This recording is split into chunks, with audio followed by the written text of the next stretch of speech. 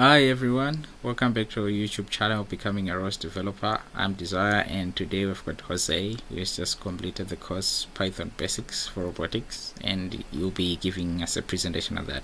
So as usual, we'll first begin by seeing his code base running on the real robot, and then after that we'll get into the details about what he did and the logic behind what he did.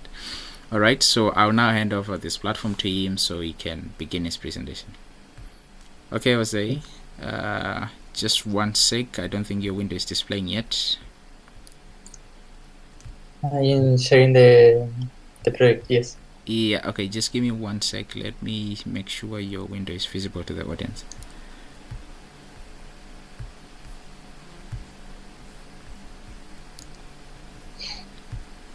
Alright, you can go for it.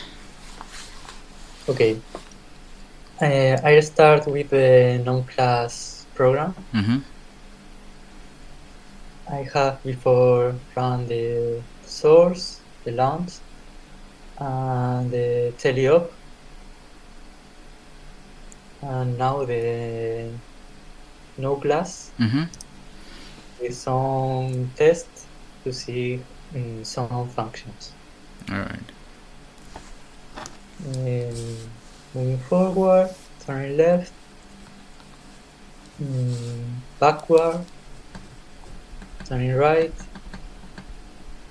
and some data, the position, orientation, angular velocity, linear acceleration, frontal distance, left, right, back, and minimum and maximum range.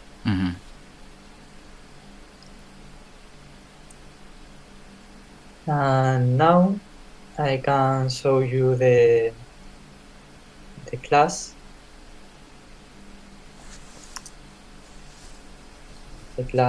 program with the three algorithms included. The obstacle avoider.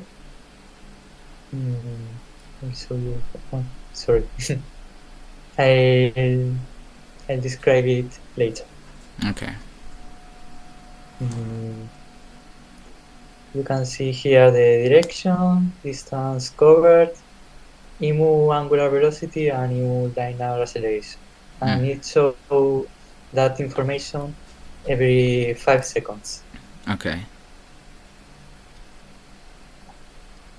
Sometimes it has some problems with the algorithm because the threshold gives some problems with deciding where is the safest path, because sometimes it turns left and later when it faces another course, it got stuck and you can see it sometimes crashes some the obstacles.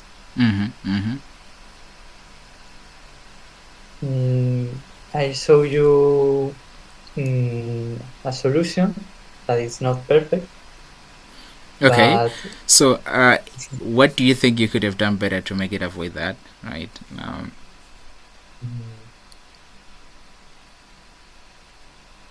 To ensure that the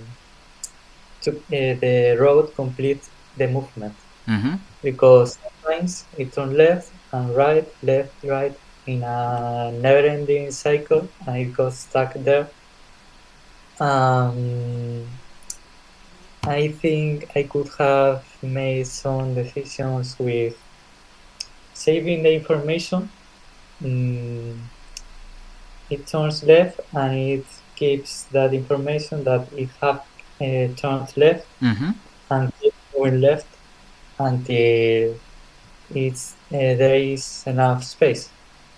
Alright, so you're saying keeping track of where it has been will enable it to make a better decision so that it doesn't keep making the same mistakes.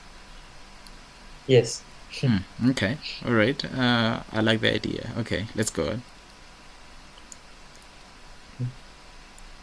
on. Sometimes there's an obstacle and it says it's a wall. That's another problem of the mode. Okay.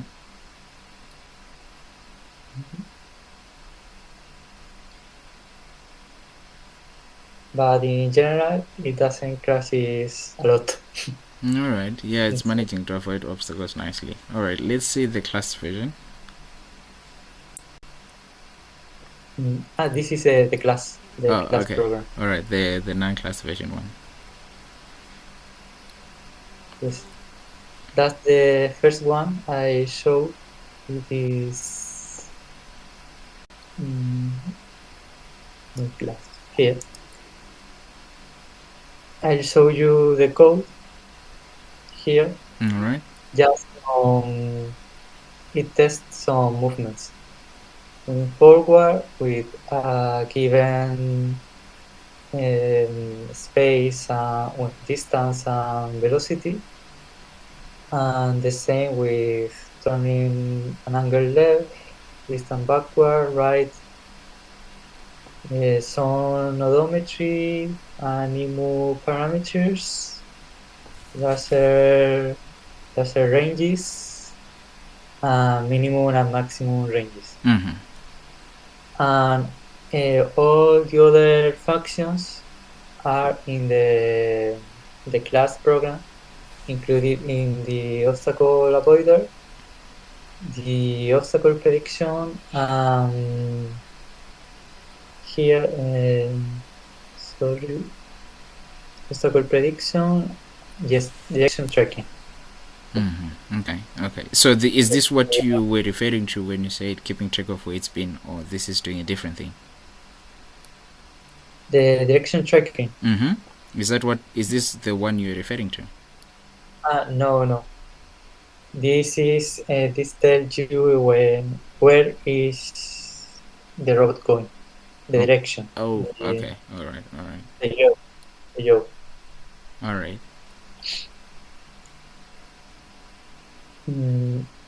Here is the. I look for the solution.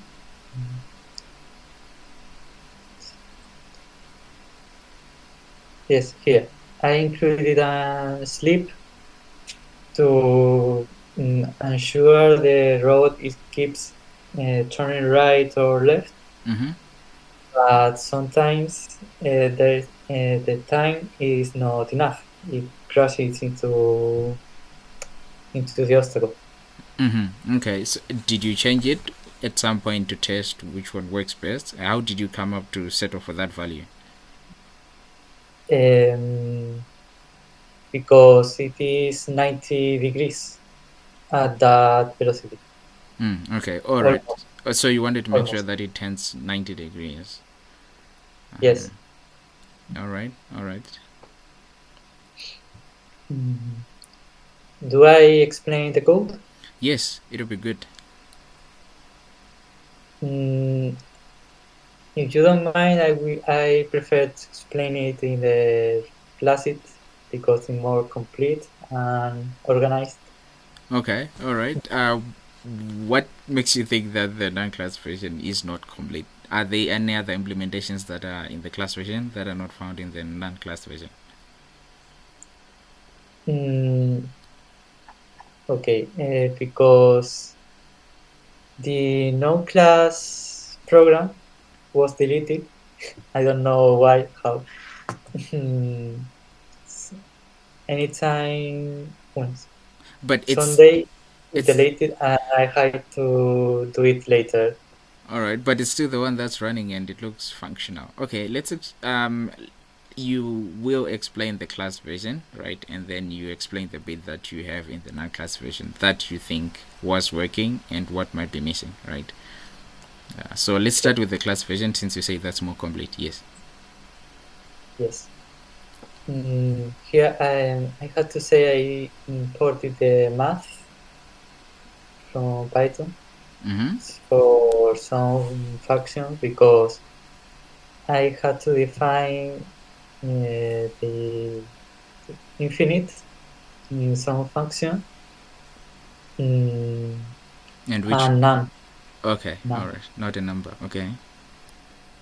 Yes, not a number.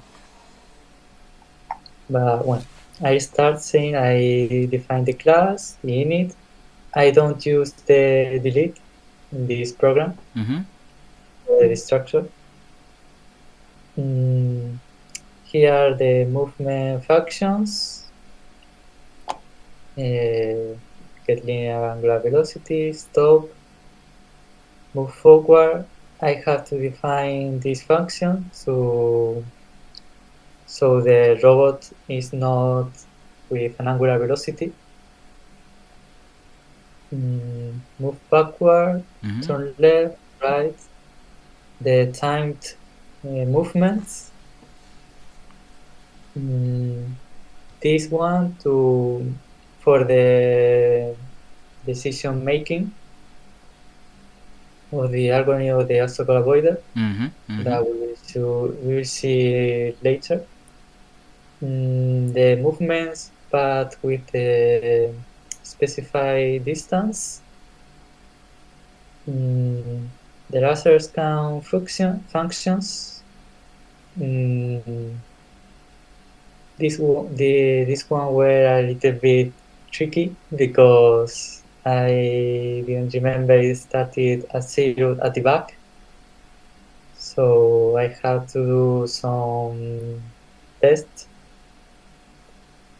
to verify it. Then what I had said. Can you explain again why you had to do the processing of laser scan data that you get from behind the robot? Why it starts at 0? Oh, okay. You set it to 0. All right, I see.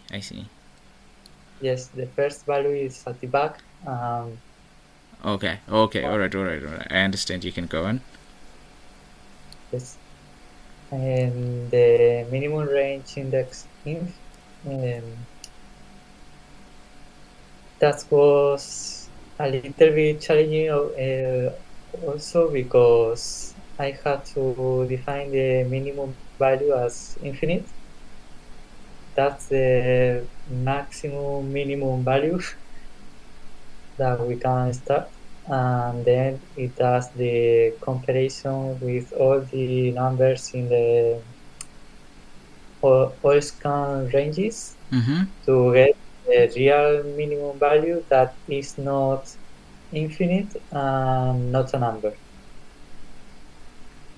Okay, all right. So you're putting your minimum value within the bounds of that. Okay, that's a lot. But why did you not just pick a number? For example, you'd say 5 meters away from the robot. That would be your upper bound. Why did you have to pick infinite and then not a number? Because I didn't know the range of the scan, and if it puts the maximum value as infinite. Yeah, okay, that bit I understand. It's just that the lower bound, right? What was your lower bound? 0? Okay, all right. Something similar with the maximum range index. In this case, the maximum is 0. All right. the lower value. Okay, in your algorithm, right? What does the algorithm do when it gets a value that's either not a number or that's infinite? Do you assign it to any computable value, like a very high number, or what do you do with it? No. I don't do anything. I don't do anything with that. Do you just discard it out of the ranges data, or what form of processing do you do? Here. Yes. Do you say here or? Yes. No, I just evades the value and it gets the minimum value, and if there isn't any number that is lower than infinite, it returns this value, but I don't do anything with that in this program. Okay, all right, I see. That's in case in the future if I do a better code. Okay, all right, let's go.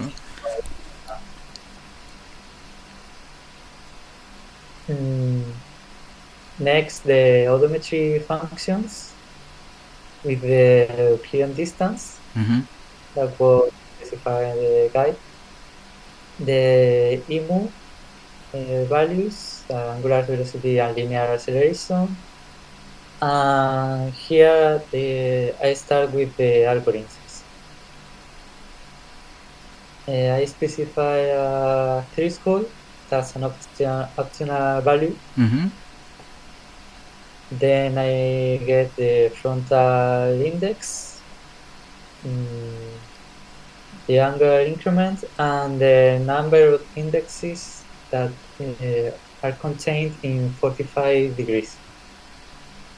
And I make sure it is an integer value. Okay. Then I got the right index and left index. In that range, from front right to front left, that's one to include the final value. We got the front range.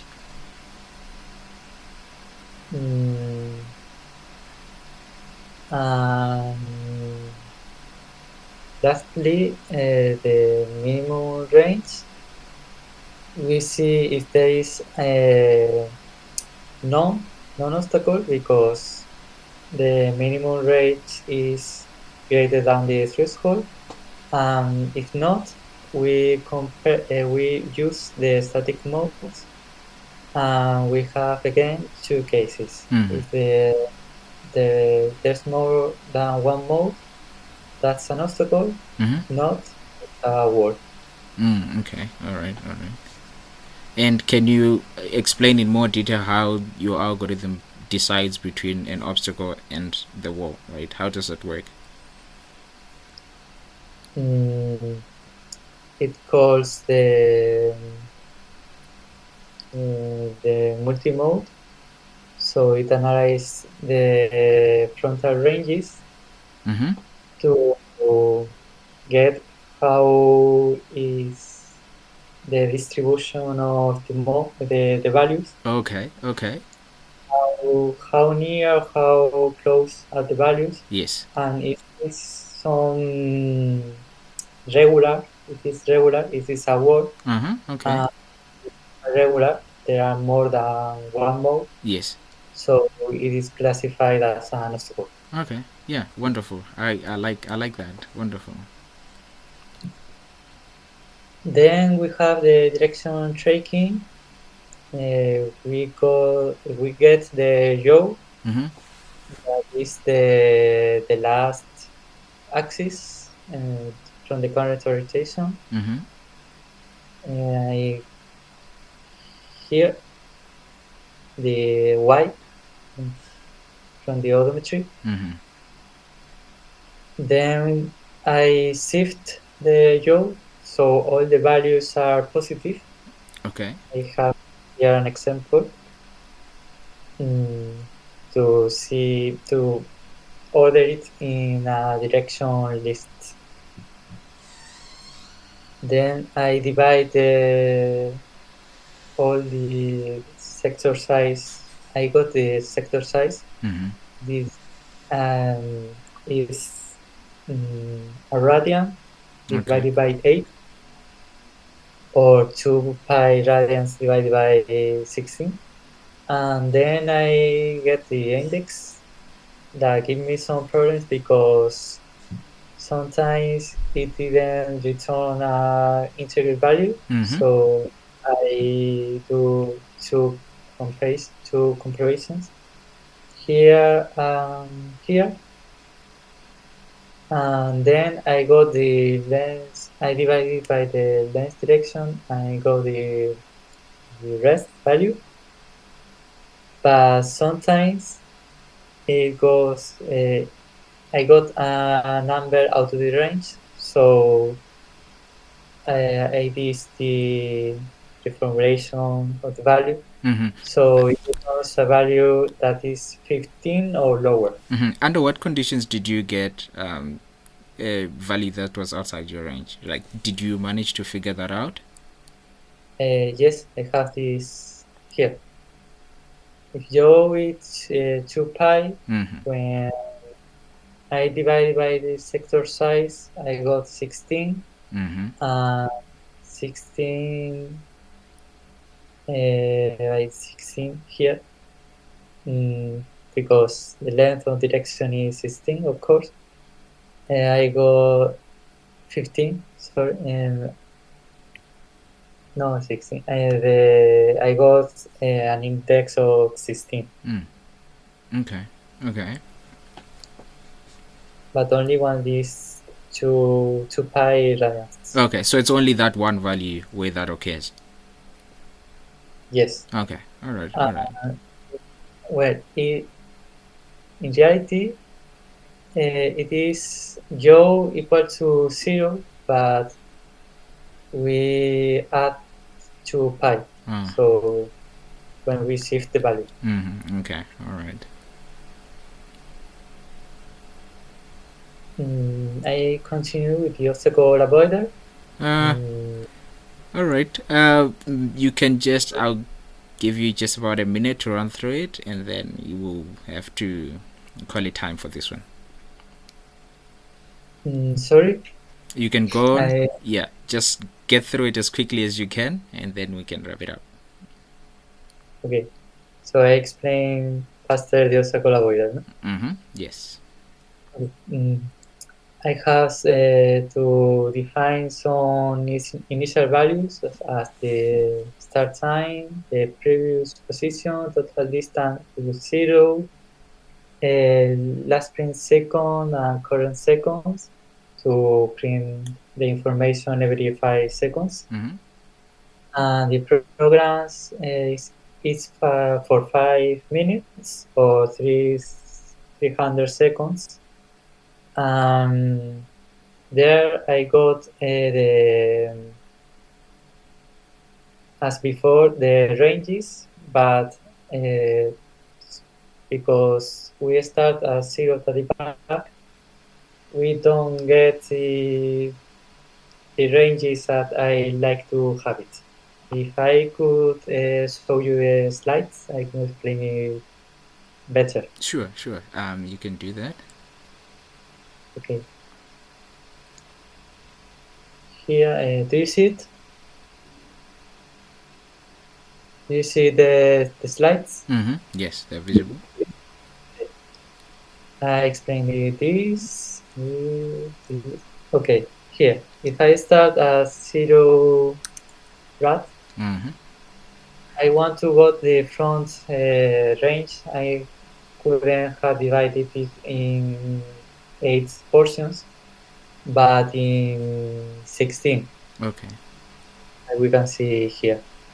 So I have to define the ranges in between 3 and 5, 5 and 7, instead of 2 and 4, 4, 6, to get the ranges I like to have.